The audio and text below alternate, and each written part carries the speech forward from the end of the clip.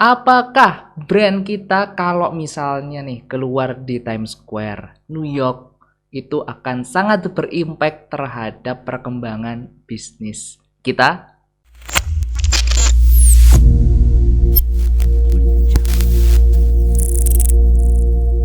Hello good people, balik lagi sama aku Ganjar kayak Pepper Clouds. Oke teman-teman, gimana kabarnya? Semoga kita selalu diberikan kesehatan dan kelancaran rezeki. Amin. So, ini banyak yang nanya ke aku ketika kemarin-kemarin lagi ramenya ada Erigo sama ada MS Glow yang mereka ngiklan di Times Square, New York City gitu kan. Mereka tuh tanya, teman-teman tuh tanya, Mas, kira-kira ngiklan kayak gitu ngefek nggak ke brand mereka? Secara kan jualannya ya paling banyak juga marketnya di Indonesia. Terus gitu tuh brandnya emang dikeluarin sendiri sama billboardnya, sama pihak Times Square-nya, karena memang prestasinya yang udah mendunia atau brandnya itu bayar sih sebenarnya. Oke, we answer this question teman-teman.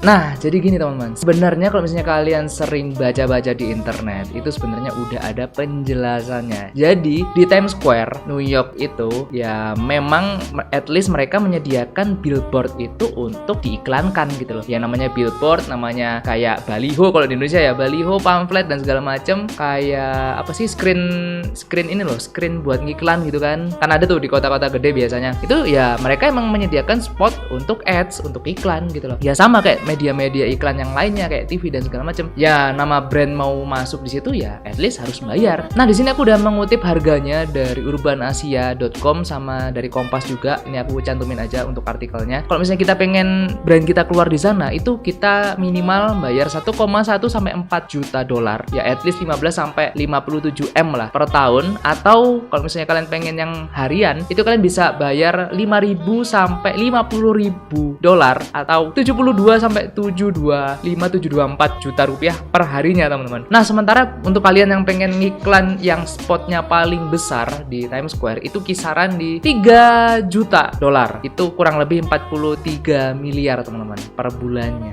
Nah, ya tinggal kuat-kuatan brandnya kuat bayar apa enggak. Segampang itu teman-teman. Nah, artinya kayak kemarin yang sempat viral gitu kan, brand-brand atau produk Indonesia kayak Erigo, MS Glow dan lain-lain yang mereka mengeluarkan atau mereka mengkampanyekan iklan mereka di sana, ya at least mereka bayar untuk naruh videonya di situ. Dan itu memang tujuannya adalah sebenarnya untuk traffic orang Indonesia, teman-teman. Loh, kok jualannya di Indonesia tapi mereka rela mengeluarkan budget segitu besarnya untuk ngiklanin di luar negeri? Nah, ini yang kalian nggak paham, ini yang kalian nggak ngerti. Kalian banyak yang tergoreng, banyak yang ya seperti itu gitu. Dan menurutku ini very smart teman-teman, very smart ya. Mereka itu dari pihak-pihak brand tersebut, mereka itu tahu kalau misalnya kalian nih warga-warga Indonesia kebanyakan ya itu suka sama hal-hal berbau Indonesia tapi diangkat sama luar negeri atau sama orang luarnya gitu. Dan mereka pasti bakalan memviralkan itu secara sukarela ya kan. Dan itu terus akhirnya sampai sekarang di-up terus sama media-media lokal pride di sini bahwa brand ini go internasional, go ini ya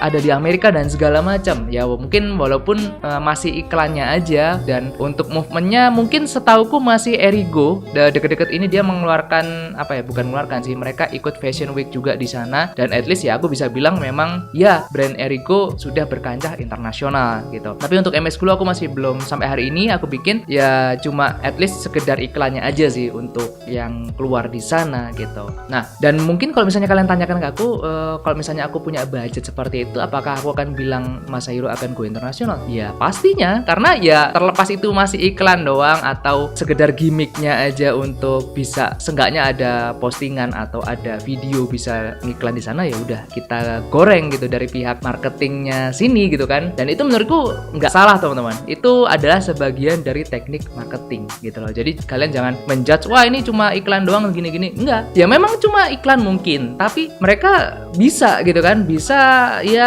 bayar, ya nggak masalah gitu kan. Nah, balik lagi ke pertanyaan, apakah ini efektif untuk penjualan di Indonesia? Ya, sepengamatanku sih kalau misalnya dengan brand yang sebegitu besarnya, kemudian mereka rela untuk mengeluarkan budget membayar campaign sebesar itu, ya pastinya mereka yakin gitu bakalan efektif. Dan dari segi produk juga mereka, aku jamin, aku yakin juga itu udah siap untuk stoknya. Jadi ketika kayak kemarin diviralkan gitu kan, masuk ke akun-akun media lokal, akun-akun lokal pride atau TV juga kemarin kan sempat masuk beberapa berita juga, ya otomatis setelah mereka viral, orderan yang masuk itu banyak, ya mereka udah siap gitu sama produk yang ready gitu, jadi nggak ada PO-PO-an. Nah kalau misalnya kalian masih limited gitu kan, stok masih belum seberapa juga, ya mending duit segitu sih kalau buat aku mending banyakin stok dulu aja, banyakin artikel, banyakin katalog gitu loh. Karena percuma kalau misalnya kalian udah ngiklan jor-joran seperti itu, menggelontorkan dana sebanyak itu, tapi kalian nggak punya stok yang memadai, ya jadinya nggak bisa maksimal atau bahkan useless, nggak bisa,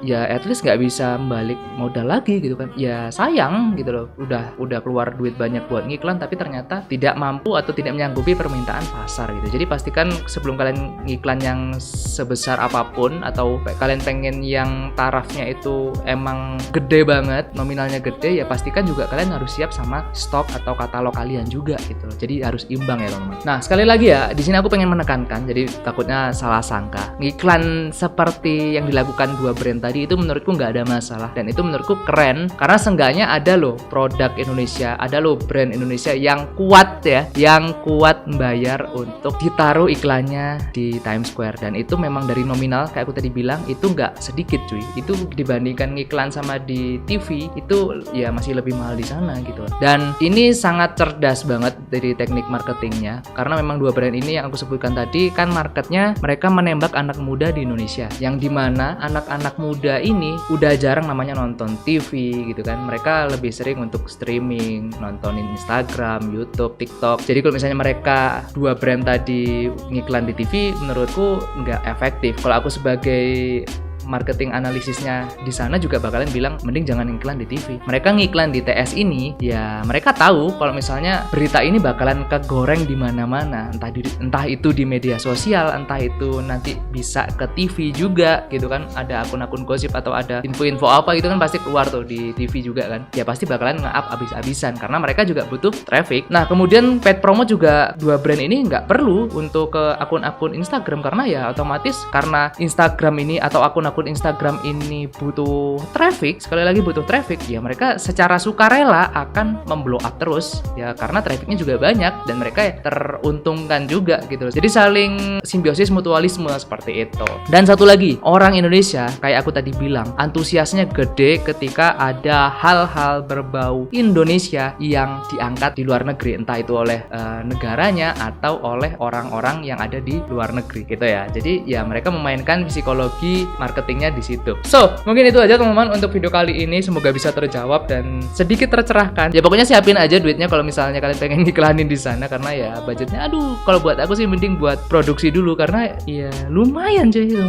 kan. So, mungkin sekian dulu untuk video kali ini teman-teman. Thank you guys for watching. Jangan lupa untuk like, share, comment, and subscribe. Stay safe, stay strong, never give up. Paper Cloud. Bye bye teman-teman. Thank you guys for watching. See you next video. Bye bye.